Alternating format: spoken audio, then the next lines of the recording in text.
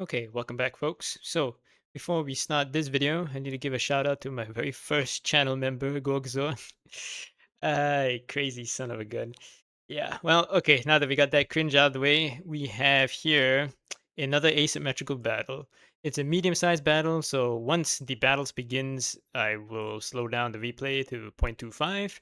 That way, we all don't get swarmed with the amount of shooting that goes on in these kinds of games. So we'll go over Red Army's comps first. So on the red player, we have Cold Blood. He's gone for a pretty, well-rounded kind of force. He's got his main line of line infantry. He's got two Grens in the back here. He's got 6 units of Dragoons. You love to see the Goon Squad. 4 Hussars, so that's the light cavalry. Line of skirmishers. And for his artillery, we've got 4 6-pounders and 3 12-pounders. Okay, so he didn't go for the medium 8-pounders. Um, he just went for the 6 and the 12s. Okay, very cool. Now, the interesting part here is Blue's army comp. Right. So his main infantry corps is just militia. He just went straight full militia. For his irregular forces and skirmishers, he just has a line of skirmishers. That's it. And for his artillery, he has just 6-pounders. So 6 6-pounders. So he's gone. He's a little bit similar to the last replay that I did where Blue went for just pure shock assault, pure Grens and pure heavy cav. In this case here, Blue has gone for just pure numerical firepower. He's just gone for as many bodies as he can. He didn't even bother to really go for any heavy guns. He's just trying to go as many guns as he can fit with all the militia. And yeah, he's got, I think, about 5 or 6 more skirmishers than Red does. Yep. So there's that. Now, this replay goes on until the last turn as well. That's another reason why I picked this replay. So we got asymmetrical army compositions and a game where somebody doesn't just give up halfway. That's the situation didn't evolve in their favor. Right. Map analysis. It's a somewhat open map. We do have villages to the left flank here. I think blue is slightly favored on this left star here just because he's got a patch of forest and 2 villages that he can put his skirmishers and militia in, cover over that star, whereas red would have to just go over the open, cross this river on this side as well. In the center, it kind of does look to be favored in blues as well. He's got this very small patch of forest, and this village is right next to the point, and it's on his side of the deployment zone. He's also got elevation on just behind the star. It's very slight elevation, but it's still elevation. On red side, he does have some elevation with one patch of forest, but that's about it. So I don't know. No, it does look more favored to blue on that side here. And the final star on the right, yeah, seems pretty even. Although to be honest, this patch of woods and forest right here, he'd be able to break line of sight if he deploys, depending on how red deploys his artillery. I think that actually does give a slight advantage over to um to blue. What is this map? It does seem very much favored in blue's favor. Oh well, we shall see. We shall see. So let's go on to deployment here. Right. Nah, not really any real drastic maneuvers or deployment. Red didn't even bother to put anything in column. Wait, is it running? Yeah. We have no deployments of column formation on red side, and same for blue. And they didn't really change anything up from the initial overview of the army composition. So okay, go then. As skirmishers moving forward, Blue has split up his army into 2 separate divisions, but he stacked all his artillery on the left. Okay, he changed his mind. He had stacked all his artillery on the left. Now he's switched over to go onto the right flank. Red has just gone for this crescent formation with his skirmishers out front. He has stacked his dragoons off to the left behind his light calves, so we're not going to see any real uh, play with the cavalry, even though blue doesn't have any cavalry. That if red is able to get onto the flanks, he might be able to gain a pretty significant advantage with his cavalry. He's got enough of it just because blue doesn't have any to start off with. Can just chase away some of his skirmishers on blue side. Red, yeah, red ought to be able to get something out of his cavalry that way. And it is a fairly open plains map. So we switch over to the fog of war here. Both sides have yet to detect the main force. Don't quite know the deployments yet. Got the capping of the stars on each player's respective sides. Switch back over. Okay, so this is what blue sees. He's got enough vision here to detect the main force deployment. So he's just got red deployed in the center, left to right, and he can detect that his cavalry's off to the left here. Switching over to red side. Yeah, okay, so now red can see what blue has, which is basically just pure militia. You can't quite see the skirmishers, which just behind here. And it has not detected the two artillery pieces that are in the rear, but it doesn't really matter. He's already detected the core group of Blue's army. So, will we see any kind of counter deployments or holding back? I don't think we'll see any of that from Blue's side. Blue, as we've said, has decent advantage on all three of the victory points in terms of terrain, that is. He ought to just go with whatever he's got, with how he's deployed his forces, stack up on the terrain just outside all of the stars, and then let red come to him. As for red here, well, okay, we're just gonna switch over to the open fog of war, slow down to 0.5 first. Okay, exchanges of artillery off in the center right here. Got two guns engaging the militia that are crossing out in the open. So yeah, he does have line of sight and open fields of fire against the militia coming up behind the village on this side here. On the left side, right, we have not seen any drastic maneuvers with the cavalry. He's got to He has opportunity. There is opportunity. At least if he concentrates all his cavalry on one flank, he ought to be able to get some decent plays out of that. But whether or not he chooses to do that, it's another question. Right, Red's heavy artillery, 12 pounder, is still in the rear there. It's going to take some time for them to come up. He ought to just take his time here. He ought to just take his time, bring up the artillery, pick a flank where might be able to get an advantage of some kind, and then go for it. Right, blue has capped the entire center of the map, and now he is advancing. Right, interesting.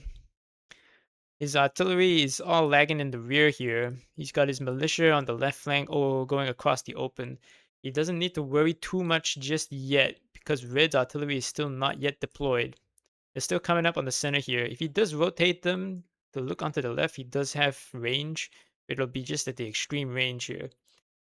Going up against the cavalry, which have just kept themselves in a reserve role. We have not seen any of those wide flanking maneuvers that I think red should try to go for. In the center, we have the skirmishers going up the front. So at this point, yeah, I believe, yeah, red basically has identified all the positions of blue's forces. Blue can actually now detect where the heavy artillery for red side is. Okay, see what happens.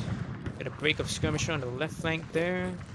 Militia are just hanging out on the left. Okay. Okay, yeah. Blue is not. Yeah, okay. He's not advancing in the center and the right. He's gone up to the stars. He's got them. He understands that he's being shot by all of Red's artillery, but since they are of the lighter variant, he's just gonna withdraw his forces, preserve his strength, and wait for Red to come to him. Red has deployed his entire main battle line all into line formation. Might see just a wide frontal assault here. He pushed up on the left. He retreated, sort of a feint. I think once he detected all the cav just stacked up here, he realized that there was real no point in trying to go forward. I don't think he should have even tried in the first place because he already has the positional advantage throughout the whole map. Just play it cool. The artillery is coming up as well. If Red decides to push an attack, by the time he gets across about the center line here in these fields, Blue's artillery will be able to start pouring in fire there. Okay. So yeah, on the left side, they're just pulling back into the terrain. We do have flanking forces on the left and right. We've got a detachment of 4 militia going across this small hill here, And we've got another 4 militia going down this road on the far right. Red's heavy artillery still moving into position. Like, we have a break up here in Red's forces.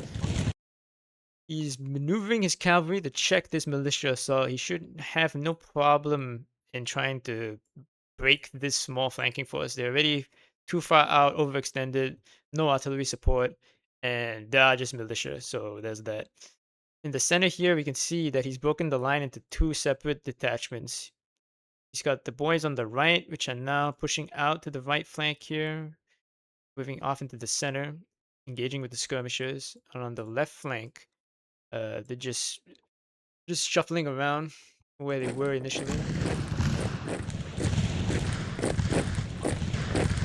Okay, still just engaged across the entire front with the skirmishers. Just because of how many skirmishers Blue brought, he can afford to do this, and he's just playing for time, which it is the right move, really. He's got the points, he's got the position, he's preserving his strength. Committing the skirmishers at this point is, yeah, makes sense. If you can just tie down Red's forces here into firefights, slow them down, delay. By the time they break the skirmishers, Blue will be in a good position to defend the points for the last few turns. This is yeah, this is interesting game. On the right flank, because there is not sufficient cavalry to cover both flanks, Blue's flanking militia force is getting around, but Red has refused his lines to angle it back a little bit. So you ought to be fine with just these 2 Grens, especially across this point. Blue isn't in a really good position to cap the point. On the left side, we have the interesting stuff. The cavalry's coming down. They're going to run the militia down. I don't think they're going to be able to get out of that. Nope. Yep. Yeah. Instant break on that one militia. And no, they're not getting out of that. Second break on the militia on the left flank. Skirmishers on the right, all but broken. They're in retreat. Okay, so skirmishers in the center now withdrawing as well. Now the cavalry has a decision to make. Do they pursue do they continue with the attack on the left flank? They've already got the momentum. They've already knocked out 4 militia units. They do have very slight advantage in terms of force concentration. They've got 2-to-1 units. For every 1 militia, they've got 2 cav, which is really strong because once again, it's just militia. He pushes this flank. Yeah, this is the kind of decisive advantage that if he can leverage, might be able to win him the game. He pushes this flank, knocks out these last 4 militia on the left. He'll be in a very good position to try turn the center as well. But the problem is that the artillery is all over the map. He stacked up his artillery in the center, and timing is off. The heavy artillery is not. They're just in range. It's not getting shots off, but with the way the infantry is also deployed, tied down by the skirmishers, it's gonna be tough. It's going to be tough. Yeah, he played it safe. So on the left flank, he played it safe. He didn't go for trying to go with the momentum and turn the flank yet, which I think is the better idea here. Just wait for the infantry to come up here first, and then wait maybe 1-2 turns, and then commit to the assault. Blue is actually moving forward with this militia, so he's setting up like a screen here with these guys. I don't think this is a good idea because once this screen is gone, the rest of Blue's forces all stacked up in the center here. This victory point is out in the open at that point. He doesn't have any garrison units for this village here that's overlooking the star. He can technically afford to do that just because he's got the other 2 stars. Okay, just as I was saying that, we've got the 1 Gren, no, we got the 2 Grens and 1 line infantry chasing the militia that's gone into the flank here. I think this is all right, to be honest, because Blue has far more units on the board. He's managed to pull 3 of, 2 Grens as well, which Red only brought 2. That can't be right. I thought he brought 3. No, he only brought 2. This is not bad. He's pulled off the 2 Grens, and we're at turn 19 out of 36. I don't think there's going to be enough time for these Grens to really come back and, take part in the final battle if they have to push for the stars at the very end here. Yeah, this is all right. They're just tying down some of Red's more important units. Okay. So for the center here, heavy artillery. They've already started their bombardment. Well, kind of. So see any break in the center. Would just be a better idea. Turn the left flank, as I said. And on the right, yeah, these two Glens are just out here on the right flank, exchanging shots at medium range against the militia.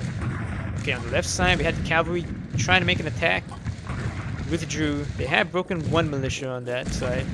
Okay, we have a general frontal assault in the center and on the right flank. Okay, Red's in a good position to take the right star, and we have the cav charge on the left side. Okay, nice. Displaced in the center here, Red is capping the center VP. On blues, on the left flank here, this VP is also out in the open and can easily be capped right now. The blues artillery at the back here, what were they doing? These guns really needed to be like up here. He's completely given up the center here and has withdrawn his militia. Okay, interesting. I'm not entirely sure what his plan is. Okay, so blue is left the forest, contesting the point on the far right. Yeah, we still got these two Grens out here, just firing shots at each other. The militia on the far left, the screen that was there, completely gone. So red now has clear line of attack on the leftmost star. Blue's army position, giving up the center that easily and not rotating forces around to the left side and trying to use the terrain that's on these stars here, I think that was a big mistake. I'm assuming that blue wanted to withdraw the center just because of the heavy artillery that was had already come up deployed, combined with the other four artillery units that had already been deployed onto the center right here. Didn't want to take too many shots from the artillery, but it's turned 26 out of 36. I reckon they could have been able to have held. Yeah, just judging by some of the bars here, I think he would have been all right. But maybe he's got another plan up his sleeve. Let's see. Okay, will the cavalry on the left be able to keep up their momentum and continue turning that flank? Got some line infantry going to square on the right side, capping the right VP. The left VP has fallen to red. We had rotation of militia here from the center. They rotated around to the rear and now onto the left. They're now engaged with enemy dragoons. You have the rest of Red's cavalry who were chasing off some of the broken militia units off the map. They're now turned around and they're coming in. On the right side, yep, the Grens are still just chasing the militia. This is not a bad play. The fact that you got two Grens in the main line just to chase four militia in the rear lines here, that's not bad. Right, the rightmost VP has fallen. Okay, Red has control of all the VPs. He's in a good position. I think it is in his best interest to continue pushing because Blue has given up all of the positional advantage that he had at the very start. You have the superior quality of forces. You've got him kind of fixed down on all these two major points in the center left here and on the right. No need to really worry about the center here because Blue gave it up very early and very quickly. Yeah, he ought to be alright here. Okay, massive charges, all dogpiling. Managed to break the cav, but the rest of the cavalry have come in from the left side. They've got flanking charges going on. Have not quite been able to break the militia as they have entered the village on this side here. In fact, the Red's cavalry, their organization is in a pretty dangerous position. Oh my. Okay. We've got 5 turns left on the clock though. Blue only really needs to get 2 stars in the center here. And he has a militia unit that's trying to go for the star right behind the heavy artillery. I don't think he'll be able to get that. That's not enough time, especially with the Grens chasing after them. I don't think so. But on the right side here, he has a mismatch in just number of units. He might be able to get something out of that. The center is too far gone. Red already has his artillery all the way up here on the star. It would come down on this side here. If blue can break red's cavalry, he'll be able to march in on the star here and clinch the victory point on the last few turns. Cavalry's breaking slightly. Militia unit in the far north here, he's broken. Didn't even get a chance to start the cap. Yeah, okay. Blue's militia has done it. The Red's cavalry, most of it has been broken, and the other cavalry units here in the rear, their org is almost gone. It's just these two, one dragoon and one hussar. That's all that's left really from the cavalry force. Shouldn't have too much of a problem trying to break that and then push on to the star. But there's only 4 turns left on the board. Yikes. The right flank didn't quite make it. The superior quality of forces on red's side has basically let him win that flank. Attempting to contest the leftmost star. And nah, that was not enough time. He did manage to get to the star. No, it was just a little bit too little too late. It was giving up in the center there once he had all of the positional advantage. I think it was the artillery that kind of scared him, but I think he was all right. He had more than enough reserves, at least in the center. We're talking.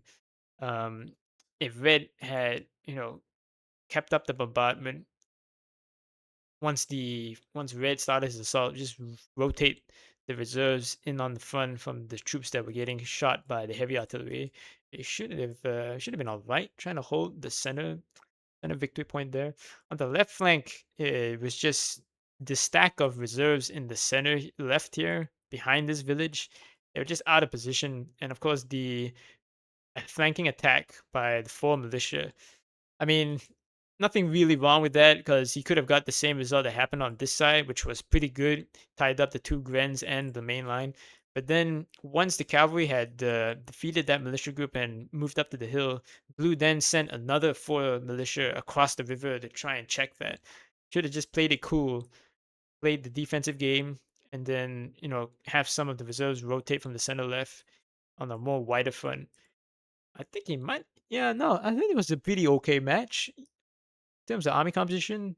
Even though they were asymmetric, looked fairly even to me. Just some minor mistakes here and there. But yeah, I quite enjoyed this match.